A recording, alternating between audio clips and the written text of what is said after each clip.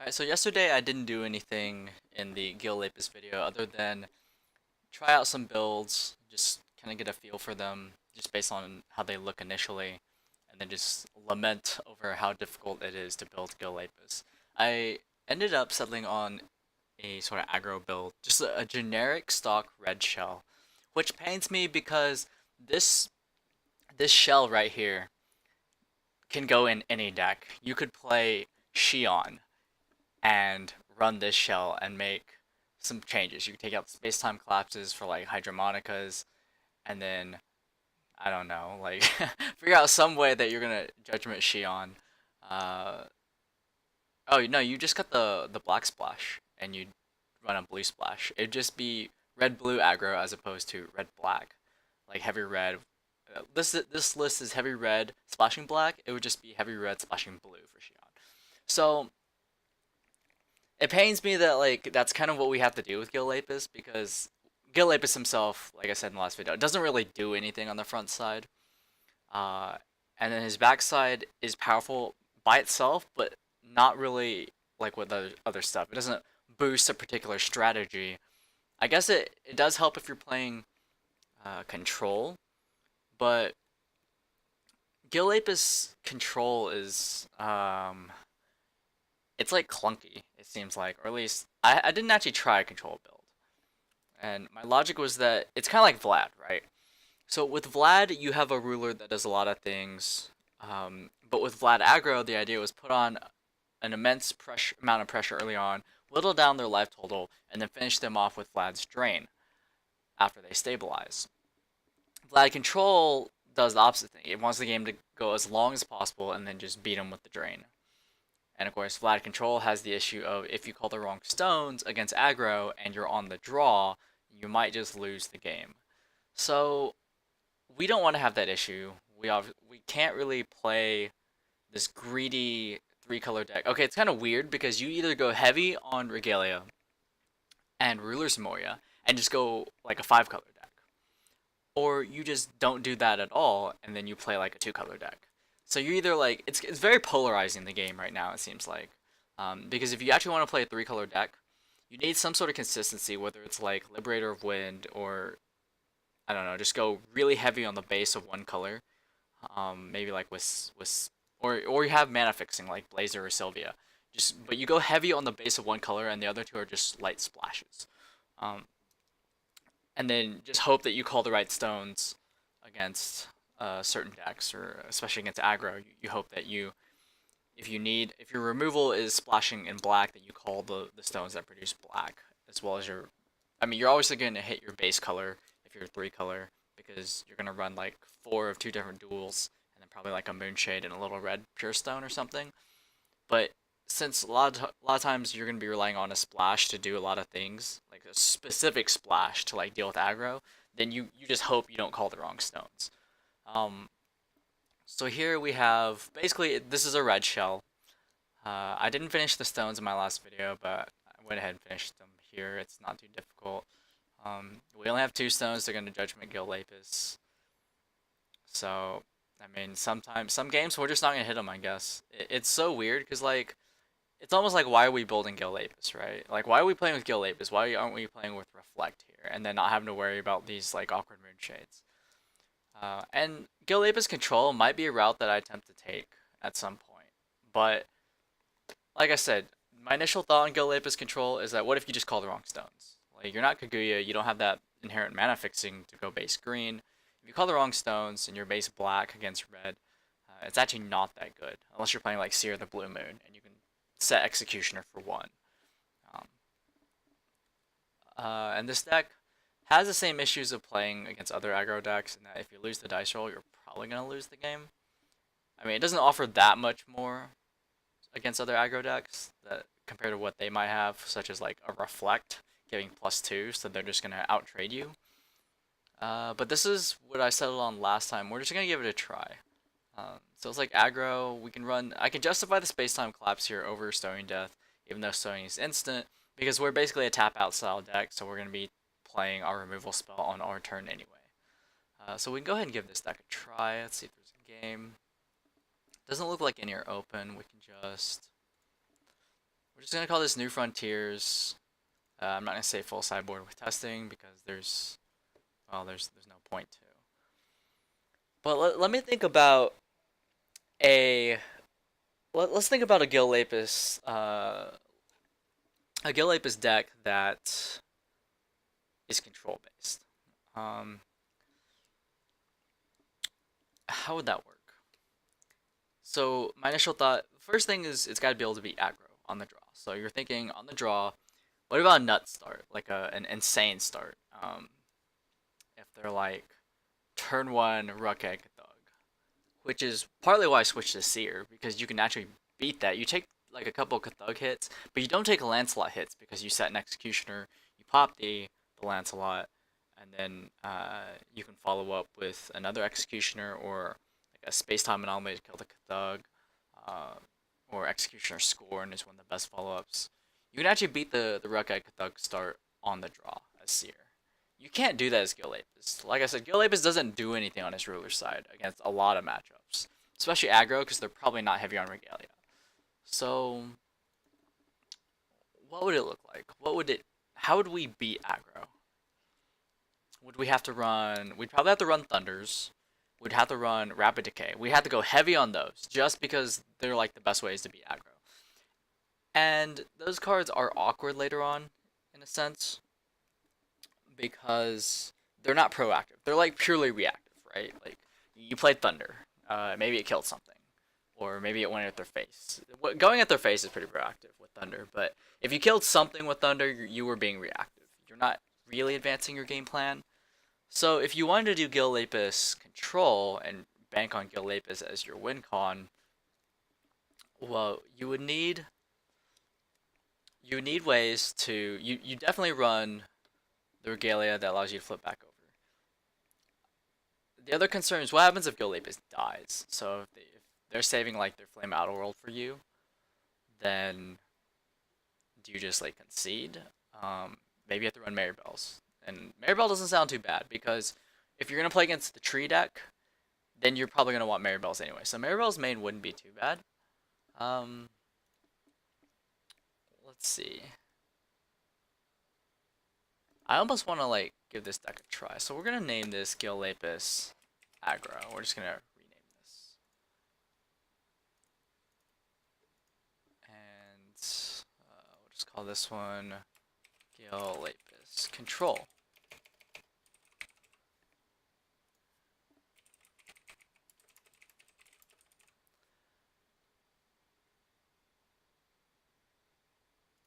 Okay, so we'll just give this a try initially. Go ahead and save this. New Frontiers. Why does it take me out of the deck building thing? Okay. So let's just say we have 4 Thunder. This will stop turn 1 Elvish Priest. It'll stop turn 1 Cthugha. It'll stop a lot of things. And then we have like Rapid Decay. Probably want. I mean, Rapid Decay is also good against like Morgiana and a lot of the decks that like play like Morgiana. The decks that play just like Lancelot and stuff. Rapid Decay is pretty good. It's not very good against Cthugha, obviously. You like specifically need Thunder against Cthugha. So Thunder, Rapid Decay. We're already base red. We're probably gonna run some black. So let's say we run Stoning to death, right?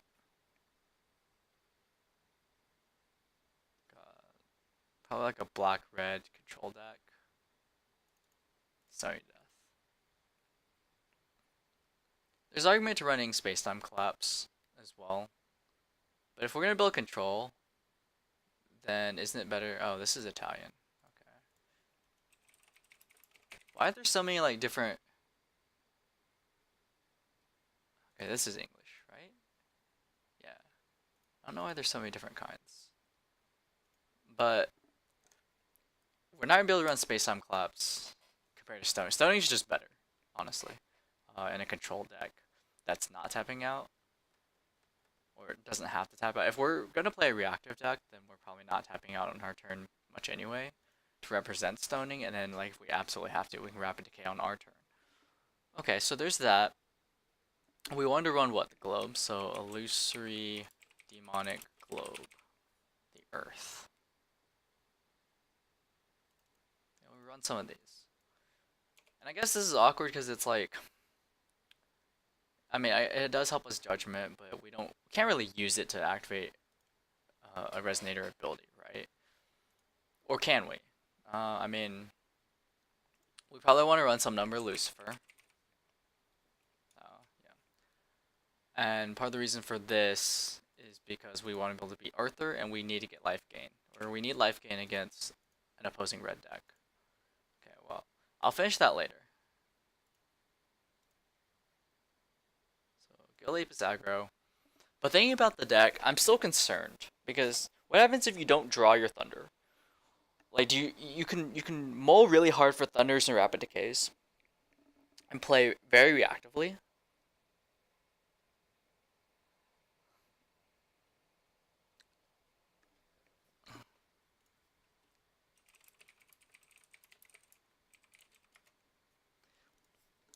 So just like you're playing very reactively, you're probably taking the Lancelot hit, and you're definitely taking the Cthugha hit on the draw. So you definitely need a way to gain life. So Lucifer, I almost want to play the Demon Lilith, but you can't awaken her with the Regalia, and that's what's awkward. Anyway, I'll return to that later. I want to test the aggro version of this list and determine whether it just feels awkward, and that could be playing like a better aggro ruler, like even Sylvia instead. Okay. So here.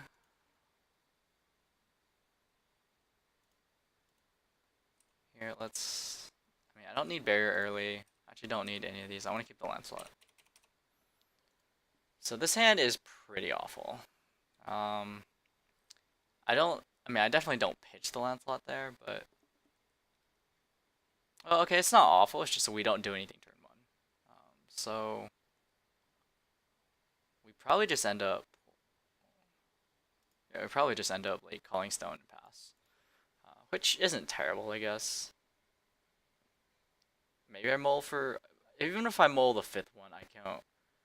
Like, I can try to mull for Rukh Egg Cthugha, but if I only had 4 anyway, or like if I wasn't gonna hit it anyway, then mulling the Lancelot here wouldn't have done anything. So I know it's red. I don't really want to run Thunder, because it's like if I run Thunder, then Thunder is good against Elvish Priest, it's good against Cthugha, but actually Thunder may not be terrible in this deck. I want to think whether it's. I don't think it's better than like Space Time Collapse, right?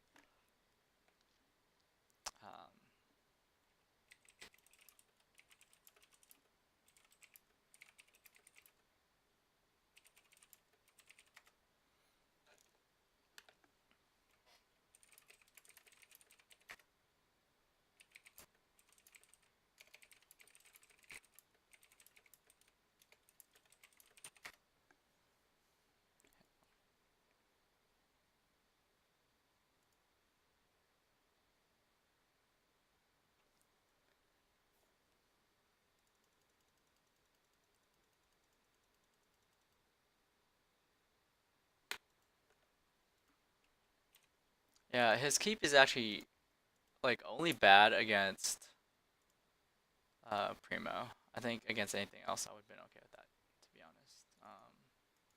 And we're just gonna Lancelot him. Just I don't really care what he's playing as much here. I want to get a feel for this deck. And right now, it's okay. That's how I feel about it. It's okay. It's a generic red shell where I have a ruler that happens to be doing something this game because his keep was awful. So thinking about this deck here, because I want to focus on this as opposed to the control list, which I started to brew, because I want to focus on this game and how I feel with this list. The Urthr is a little awkward here right now, and that would be because. Okay, so now we have our space-time collapse online. The Urthr is a little awkward because there's nothing in grave, so I may want to trim down to like 2 Urthr. That might not be bad. But I don't think this is a good enough sample size to make that judgment because we're probably just gonna Lancelot him again anyway. So we're just gonna attack. Obviously triggers on the priest. I don't like. I mean, in a real tournament you have to announce these triggers, but like here it's kind of given. It's just kind of like, well,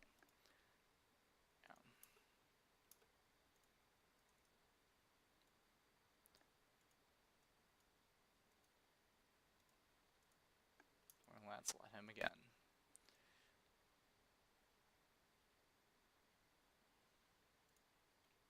Yeah, so there's that, and then I want to say he has like a sign the future in hand or something. So I'm just gonna play this first, and then I'm gonna set the Guinevere. And if he signs me, then I guess I don't know. Not really sure.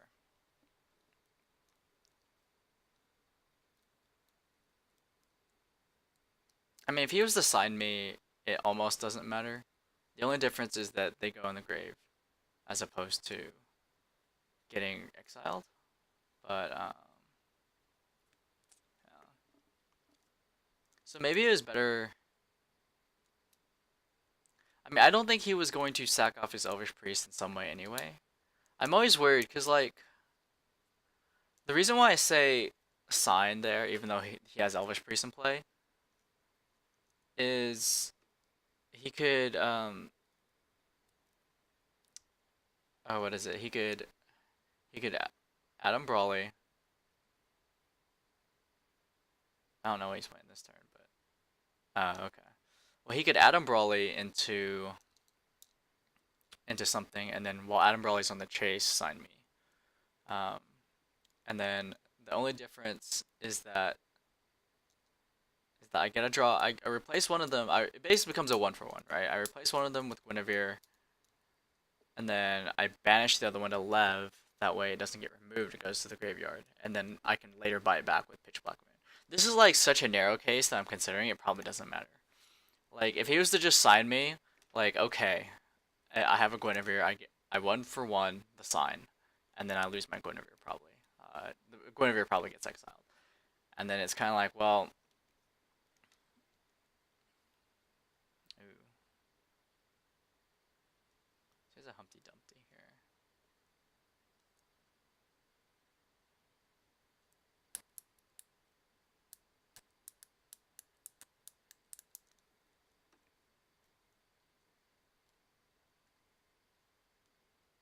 It's gonna go to 20.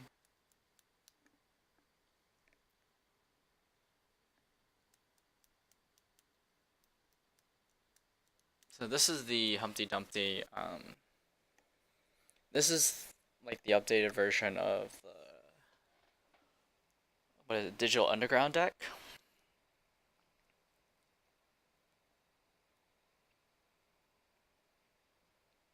So he hasn't used Reflect Filter this turn because he put on a counter with one of his.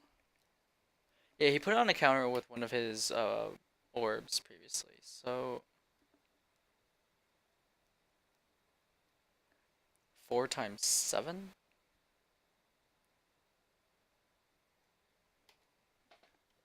Hmm.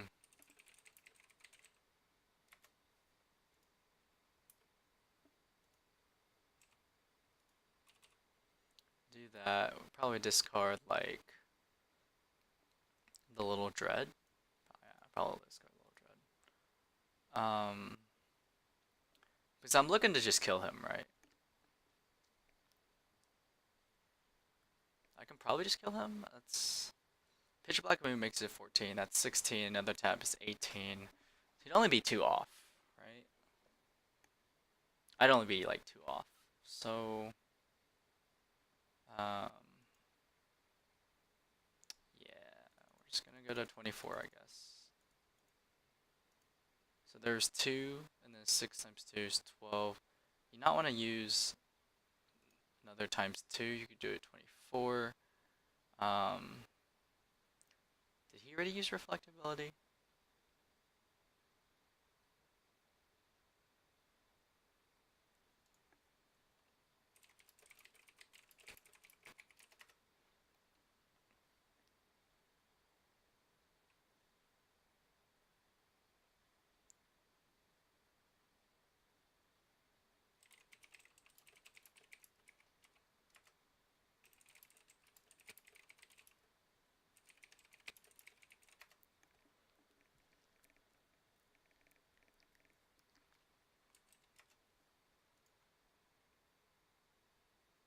How does he have 3 then? How does he only have 3 counters? Didn't he add a counter with one of the orbs? Did he like miss an activation? I mean, if that's true, then yeah. Okay. Well, I'm just gonna take his word for it as being true. Go ahead and add a counter here. Um, I almost. I wonder if I can just like, if I kill the Yamada and like one of the orbs, is it necessary to kill him this turn? He's basically like a one-shot combo deck, right? So what happens if I Judgment? It doesn't really do anything because he just blocks the Gill Lapis attack with Yamada.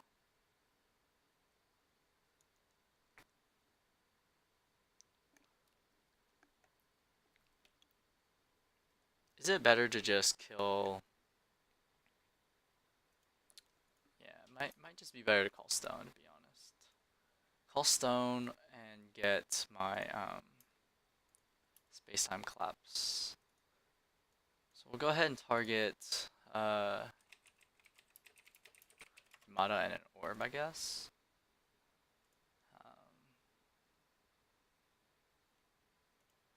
So there's that.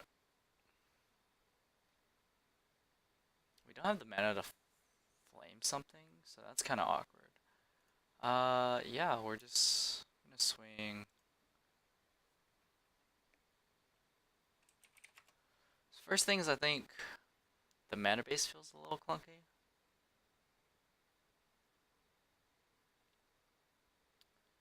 I'm not a fan of the space-time collapse here. I mean, it was obviously useful. Not space-time collapse. The flame was definitely awkward. Even though flame is easier to cast than space-time in this deck. This as a whole was like just really awkward. So the initial thought is that Flame Outer Worlds and Space-Time Collapse, one of those two doesn't belong very well. I want to say it's actually Space-Time Collapse because of the harder mana cost. Granted, if he had a Yamada in play, I would have had no other way to deal with it outside the Space-Time Collapse. So maybe it's fine to just have those. Because in that situation, it wasn't like either was terrible. Like, obviously Flame is not as good against Yamada, but it's not like I saw the Flame in hand and was just like, oh, this is awful. The mana base is a little clunky because I would have liked, instead of having double red up, like I'm gonna call red on the little red the pure stone. And it makes me wonder whether I don't think I can just cut the little red the pure stone and run another Scorched Bales. I feel like Little Red the Pure Stone is such a good card, especially for base red, that you have to run it. So this hand is actually not terrible. We're gonna pitch the excess Gwyn, and we're just gonna. Okay, we're gonna get another one, I guess.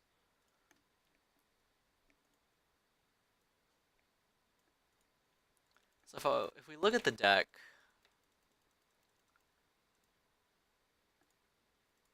Okay, so let's look at the deck here. Gill Lapis Aggro. The Urthr was a little awkward, but that's because I had nothing in the grave. So I may want to go down in the number of Urthers, but I don't think going to 4 Little Dread is actually not terrible. But I don't think I would go to 4 Little Dread. I'd probably go up to 2 Athena instead. I think the rest of the numbers feel fine. Obviously, this and the Flame Outer World kind of clash with each other that game, but that's because I called certain stones, and so I had like mana I couldn't use, or I had to. I had to pass with. I had to pass with 2 up, and I couldn't use them because they only produced red. And I had a flame in hand. That was the only thing I could represent. So, going back to what I said, Thunder would not have been terrible. If I was to have a Thunder over, I don't know what I'd cut. It's really hard to decide. I could cut the 3rd Urthr for like a Thunder, and then cut something else for a 2nd Thunder, and that might be okay. Because Thunder's something I can represent if I do happen to get in the situation where I call red stones. And these are things you learn over testing and are harder to spot just by looking at the deck. So if we do that, what if we just do... What if we go down on this, add a Thunder. Right now we have room for one Thunder. I want to keep a barrier in here. Keeper of the Past, Urthr.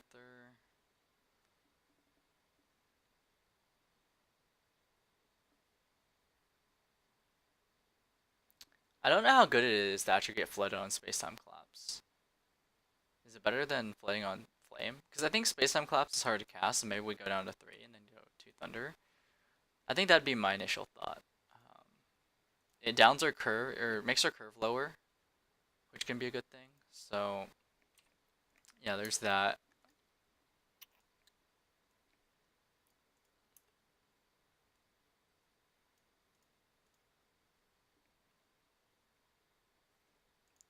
We'll see if he has... the Wall of Wind here.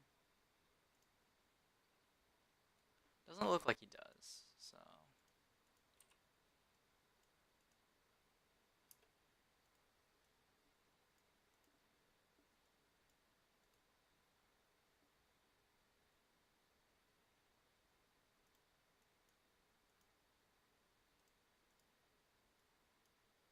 Yeah, so this should signify to him that I have another Cthugha in hand.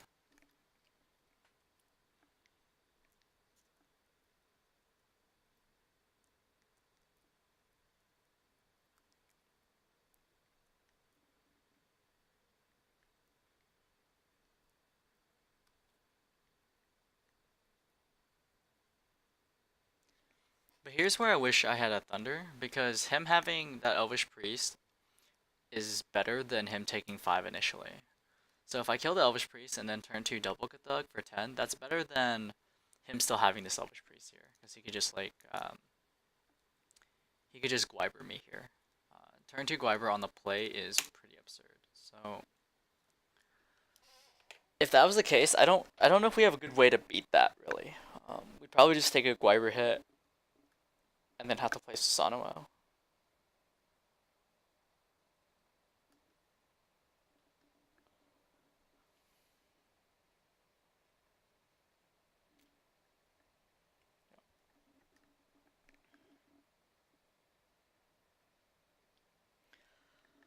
So I think the 2 Thunders is a good addition. Going down the space-time collapse here. Like the one space-time collapse in my hand right now is very awkward. Because I didn't call a black stone turn 1, or rather a stone that could produce black. So it is going to be a card in the deck that is going to get awkward at some time. Or a lot of times. So it's something I definitely want to cut. Or at least cut down on. I think having a couple is still strong. So we drew a Flame King Shout. We obviously can't cast it this turn. We're probably just going to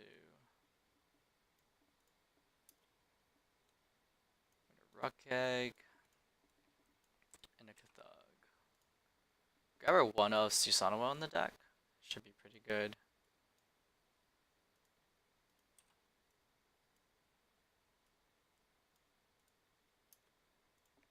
And then we'll go ahead and play a Guinevere.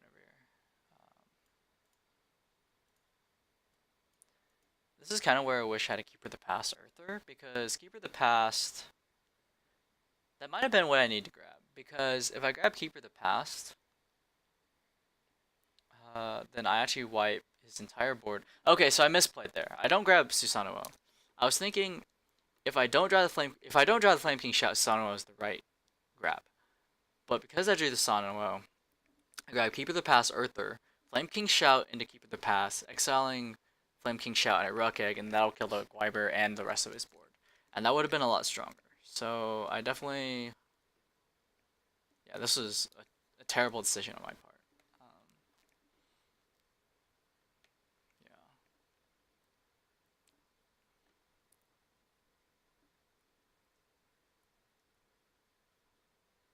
If he Guibers me again this turn, then it might be better to have the Susanowo compared to like the Urthr, but it doesn't seem like it. Okay, so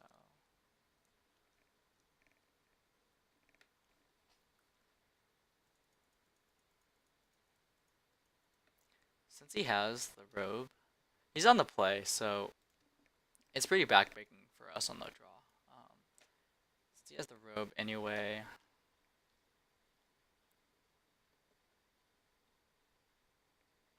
Since he has the robe anyway, we're just gonna have to space-time collapse. Hope we had a stone that can produce darkness, and then space-time collapse his thing. I'm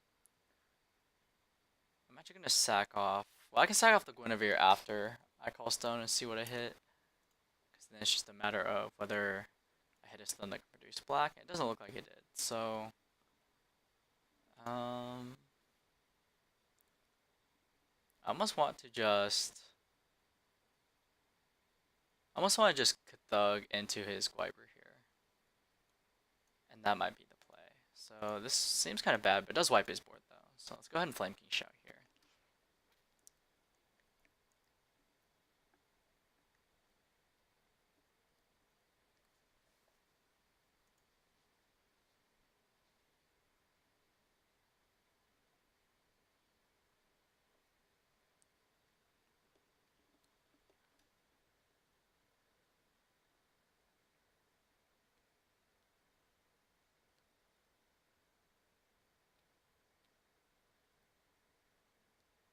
He's gonna put something on top with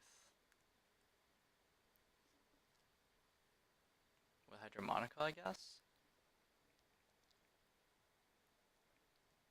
He had to tap 2 for that, so it looks like he's gonna try to pop something.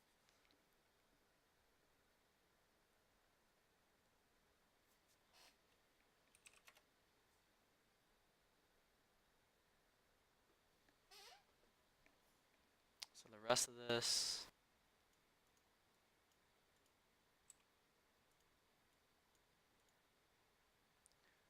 So we have 15 damage on board. I don't know if we beat 12 though. His hand is awful, so we're just going to swing. We're gonna swing this here. It's already taken 400, so it's basically at 800. So only 2 of these Cthugs need to get in. Swing here.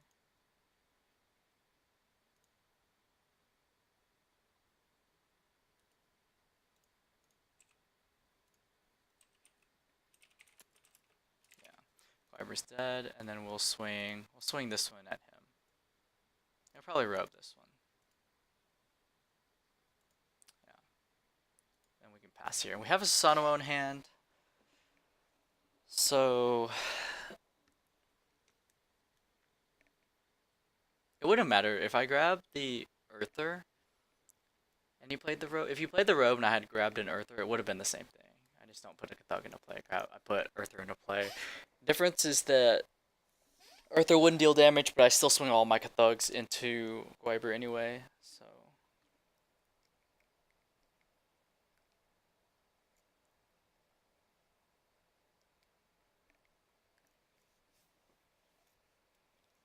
Yeah, it's a Cheshire Cat. He should have filtered, I think, before using the Cheshire Cat. That way he can see additional card. Just one of the little things about Alice's World. You gotta know, if you're digging deeper, you filter before you play Cheshire Cat.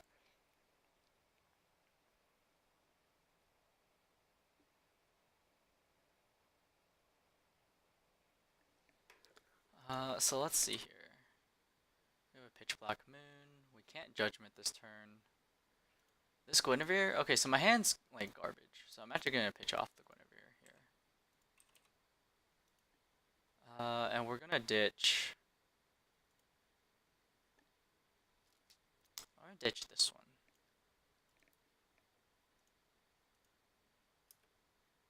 And I ditched that one because we have a little dread in hand, so we're not gonna need it anyway. Go ahead and swing here. He's most likely gonna robe this. Okay, he didn't robe it. Interesting.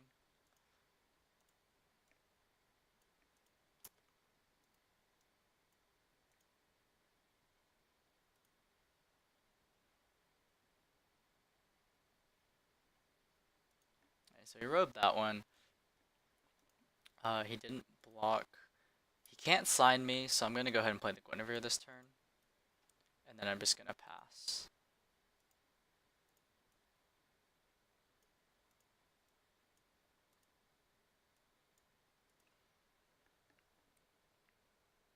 So he can't drop a Gliber because I probably should have pitched Susanowo. Since he had since he has a robot, the Susanowo is probably not very good. So it's probably better to keep the Space Time Collapse just as a general removal spell. We are hitting 5 mana and we have a Guinevere in play, so we can steal something with Little Dread. And that can probably work. So this is not really what I'm too concerned about. I actually wonder how this deck fares against aggro. Um, Usually the idea is like if you can beat a stock aggro list on the draw as aggro, then your aggro list is probably a better aggro list. And I think that's what's worth testing against. It's like a Reflect, Italian, Agromancy.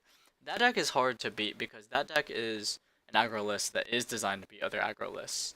So coming up with an aggro list that would beat that one would be difficult. And it's certainly not this list. I think this list gets shit on pretty hard by that aggro list.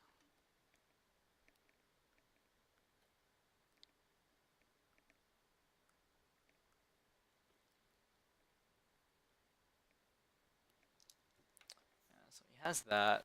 Draw, we've keeper the pass, which is pretty good actually. We're just gonna go ahead and swing here, see what he does.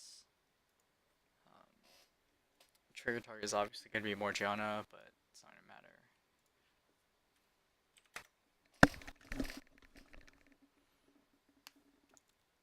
He's probably gonna robe this one.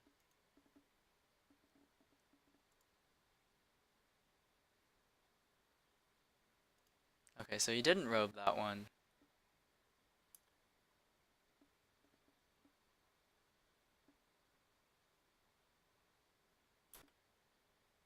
Actually, I want to actually call stone first. I think it's better to call stone here. Call stone, see what I hit. And it might have been better to call stone before I attacked with Lancelot, so I could blow up the Morge, but I planned on using Urthr to blow it up anyway, so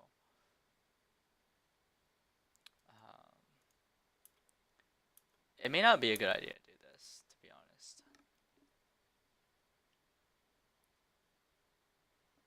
If I play a dude, he searches for sign, and then I get blown out. So I'm actually thinking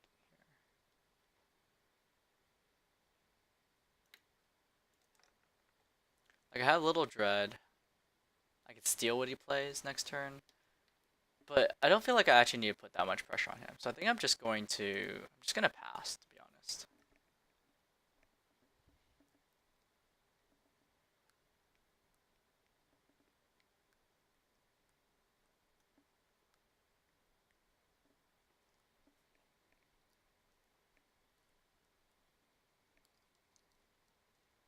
He's probably gonna get like another Robe the Fire Rat or something.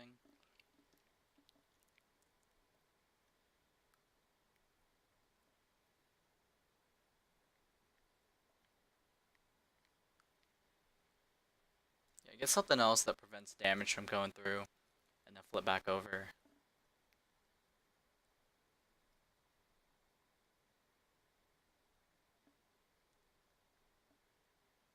It's almost to the point where I can hardcast Susanowo. I'd be okay with that.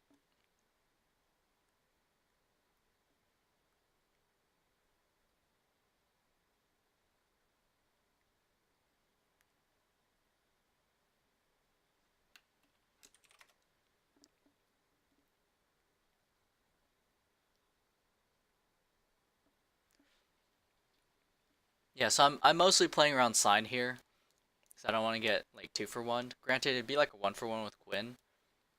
So I mean I still like what I have on board, whereas his board is like not as good. So I'm okay with kind of passing it and not putting on as much pressure here, which may seem a little odd as an aggro deck. Maybe I do play like the Urthr, blow up the Morgiana, and then when he signs me, I lose probably the Urthr and the Lancelot. I have to banish one to Guinevere, and then I have a Guinevere and a Rukh Egg left on board, or Guinevere and a Cthugha left on board. which is not very impressive, but it may be something that, yeah, I figured he's gonna get another robe. I don't really have another out to robe, or have an out to robe in general.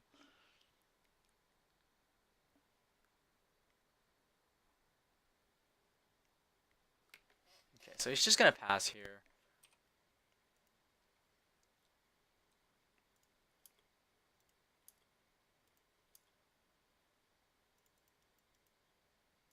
So we're just gonna pump up Lance really hard. Actually, we might as well pump him up all the way, like go to 5.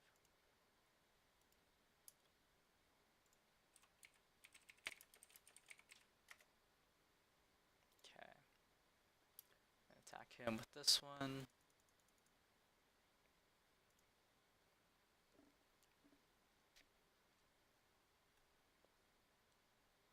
So he's gonna robe that one. If we play something else, he can probably sign us. Yeah.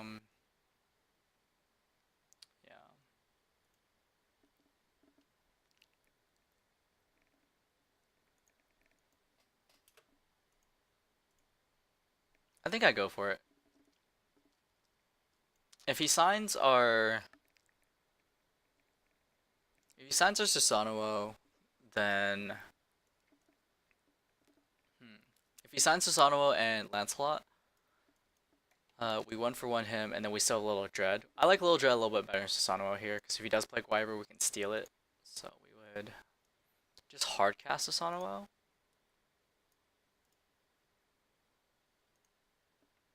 So he does have a Wall of Wind in hand. And then I'll pass. It might have been better to... I don't think Little Dread and stealing his Morgiana is as good here. I want to save it for actual big targets. And potentially kill him with his own Guinevere. Once we hit 6... No, it has to be 7 mana. Yeah, once we hit 7 mana, we can Judgment and then God's Art in the same turn. So, I'm okay with this. He does have robes to stall out the game. That Wall of Wind's pretty good, but once we call our next stone, we're going to be able to Little Dread, like steal a Guinevere if need be, and then -6 is Morgiana. So I'm okay with that.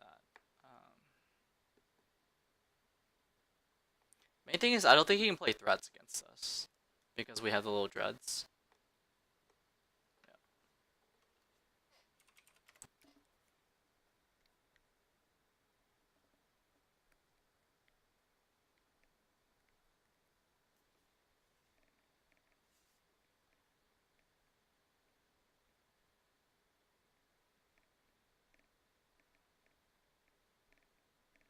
Like, this generic red shell is actually pretty good against his deck. Because he's playing kind of like a mid-range deck, and we have Little Dreads, and Little Dread is just like one of the best resonators in the game against like mid-range. But I'm still not comfortable with this deck as like a weak aggro deck, if that makes sense. Like, it's just a red shell with Gill Lapis, and it's not a particularly impressive red shell either. So now we don't have to play around sign anymore.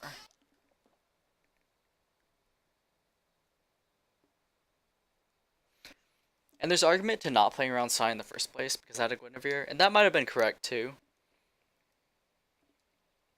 It's something I think in hindsight I should have just put on more pressure before he got 2 robes into play. Just played into sign and then like try to swing into him.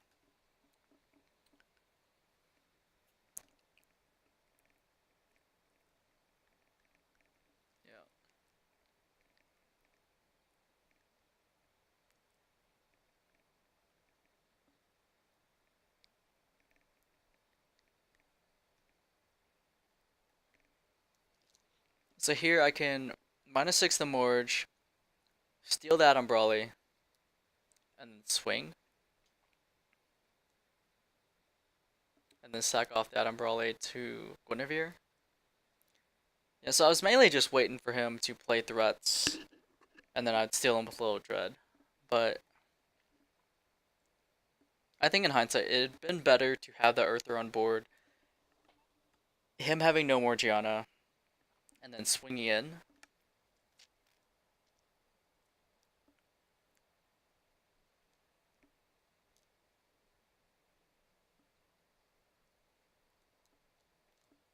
So what he wants to do this turn is... Yeah, so this turn he basically wants me, or wants to double Guiber me. Yeah, so in hindsight, I definitely should have put on more pressure, just play the Urthr.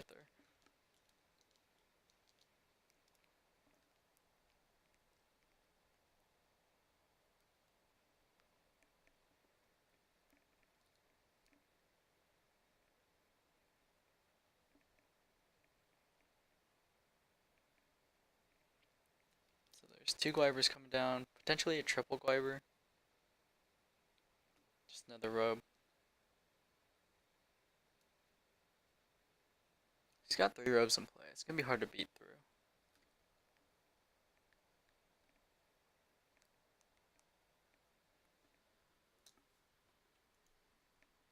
So he did in Judgment.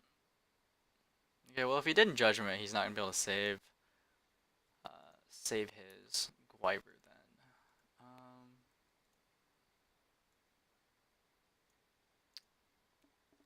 Okay, so we're going to want to -6 the Morgiana, steal the Guiber.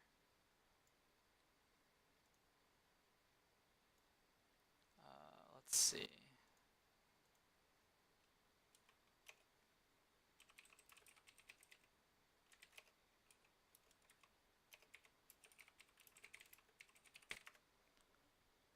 Yeah, so -6 Morg, steal Guiber.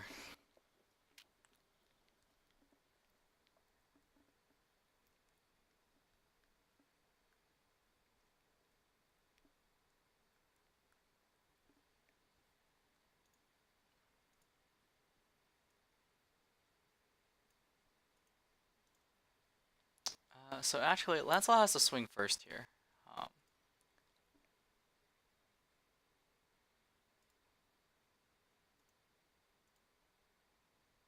yeah, Lancelot has to swing first here, and he's probably just gonna robe it. So he's not gonna block. Interesting. Then yeah, then I would swing with the Guiber.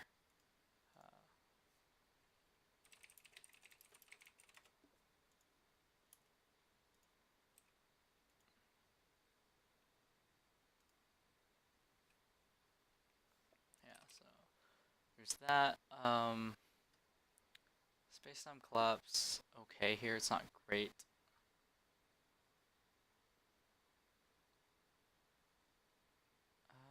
If he Judgments next turn, I'm not gonna be able to cast this anyway, so I'll probably just discard this one. Yeah, and then I'll pass.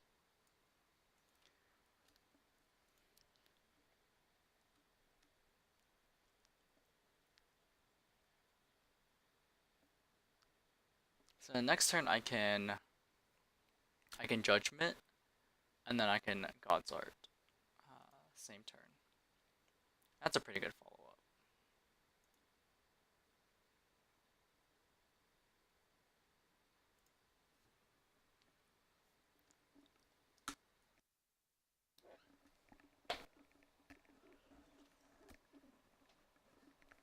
So I feel pretty good about this. I'm mostly winning this because of Little Dread. Little Dread and Guinevere combo is just ridiculously strong.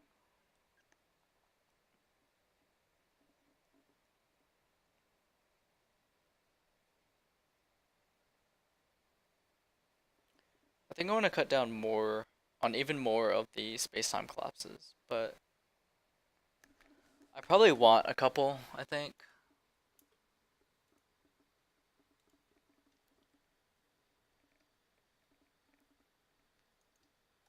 He's not even playing anything with swiftness, so making this block is fine.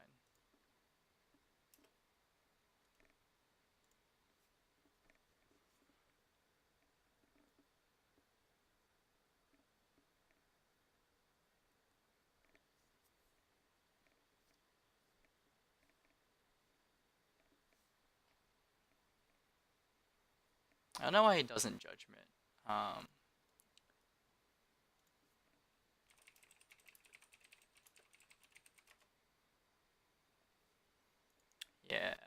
Something about judgment being bad there. So the only difference last time is if he bounces, if he judgmented last time, he would be able to bounce his Guiber and he wouldn't take 12. I wouldn't sack it to Gwyn. Still have a little dread, but he'd still be hard pressed to play the Guiber again this turn. So, what do we got here?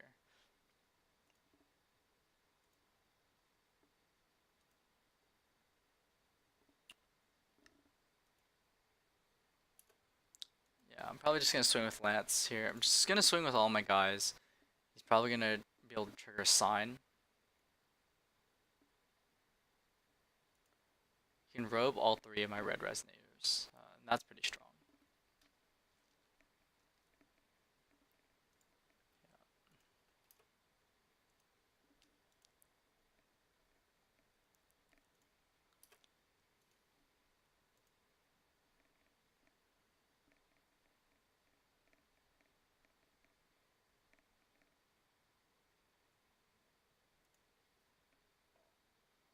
So he didn't robe that one. He can now trigger sign if he wants to search for it. Let's see, one route is to... If I play Urthr, he can bounce in response and force me to sack something. So I can just Judgment and then God's Art. I think that's an option. We Judgment, God's Art, then we get a lot of options.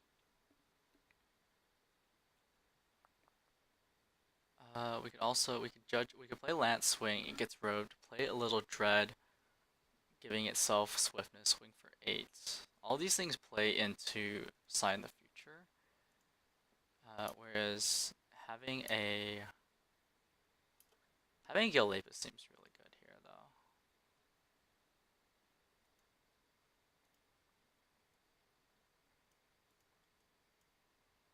You may search for your main deck, field, shuffle. There's no reason to God's Art this turn, so we can probably just pass. Yeah, we're probably just gonna pass here.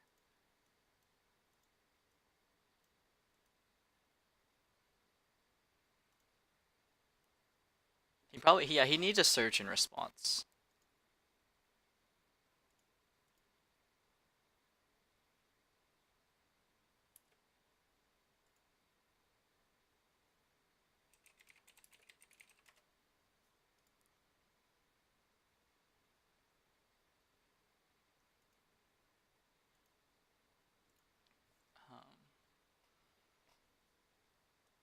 Yeah, he needs to search in response to the J activate. So yeah, this is really awkward. So I won't build a God's Art. I do have a lot of pressure on board though.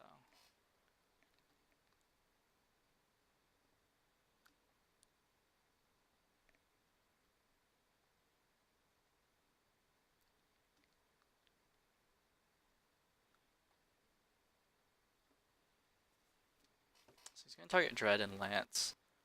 We're gonna go ahead and just do this on Dread. We get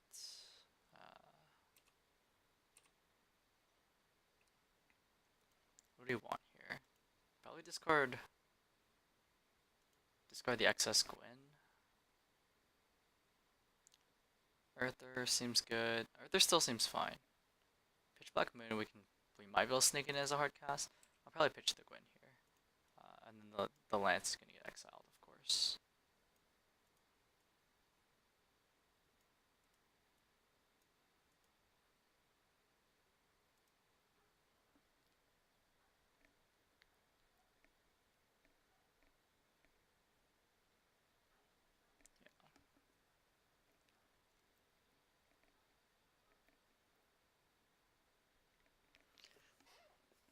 How long is this video? Feels like it's long. Okay, so it's gonna be an hour-long video with lots of awkward silences as I'm just sitting here thinking about this deck. I should probably vocalize a little bit more. The main culprits I've already mentioned. Flame Outer World feels a little awkward in a deck with Lancelot because we're tapping out like every turn. So playing Flame on our turn is kind of awkward, but it's not as awkward as playing Space Time Collapse on our turn. The only thing is that Flame doesn't hit everything. It doesn't hit stuff like Guiver. The one Pitch Black Moon is a little awkward, but I think we just have to risk drawing it. I don't want to run two Pitch Black Moon because running more than one doesn't seem like a good use of that card. So looks like a hard cat Squiber here. Yeah. Looks like a hard cast Squiber. And probably just flame his Atom Brawly. Yeah, flame his Atom Brawly before recover. So draw.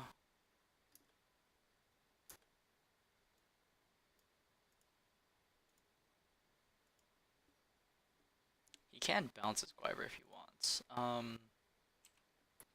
there's that. +2 the Cthugha. How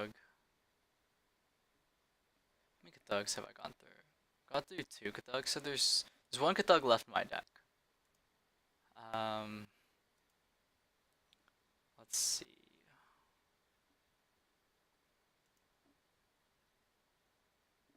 So if I attack him, okay, so I could, let's see, 2, 3, 4, 5. We can attempt to Little Dread steal the Guiver. So, Guiver.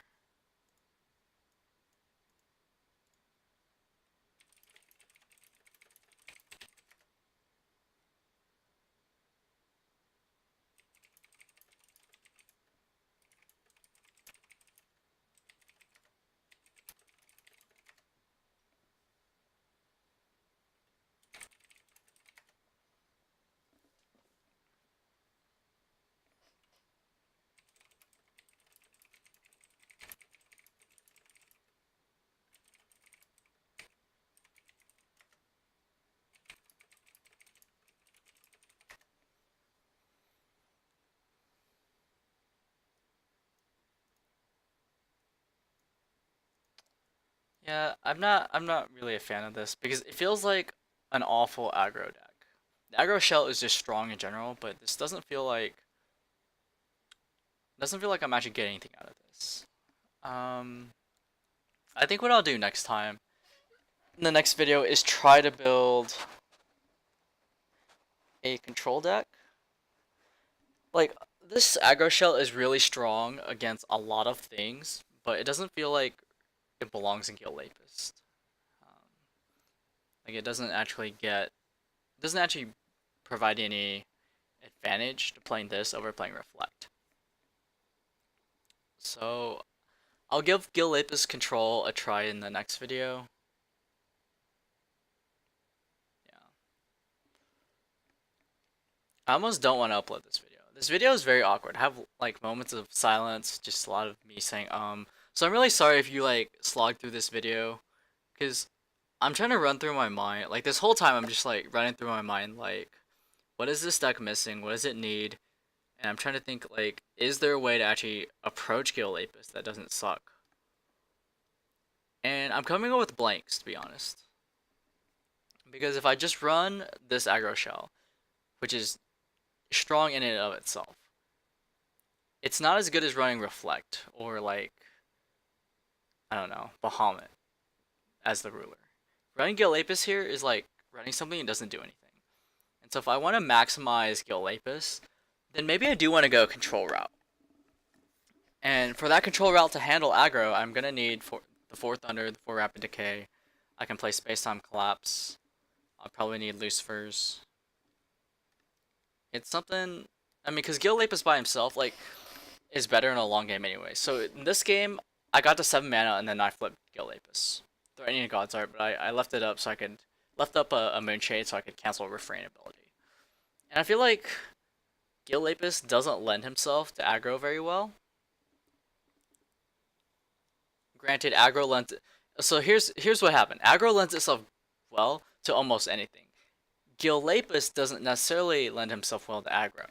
So I want to find something that is more synergistic.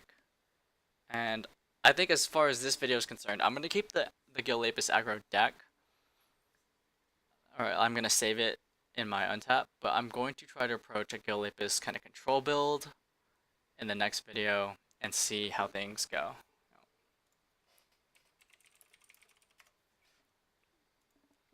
Yeah, so thank you for watching if you did. I'm really sorry this video was like awkward. I almost don't want to upload it like I said, but I don't necessarily have the time to do another take on this. And it does show a lot of the testing, or a lot of the sort of thought process on aggro as I'm playing this. A lot of it was just not even like what's wrong with this deck, because this generic aggro shell is actually very strong by itself. It's more like, why does this feel awkward, that I was trying to figure out.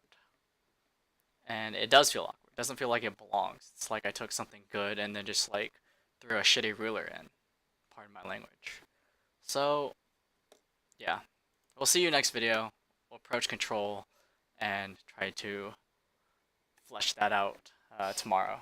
So thank you for